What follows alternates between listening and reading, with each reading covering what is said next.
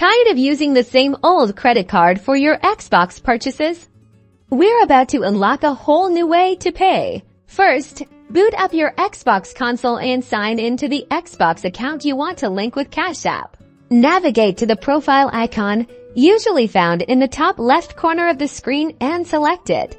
In the profile menu, find and select the settings option.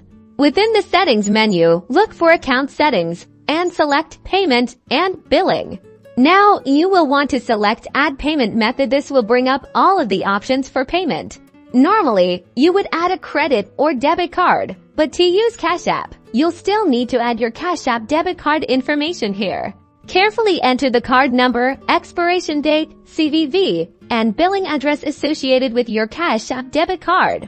Once your Cash App card is added, you can use it to purchase games, subscriptions like Xbox Game Pass, and other digital content from the Xbox Store.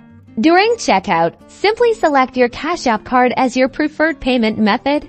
And that's it. You've successfully linked your Cash App to your Xbox account, unlocking a new way to pay for all your gaming needs. Be sure to like and subscribe for more awesome Xbox tips and tricks.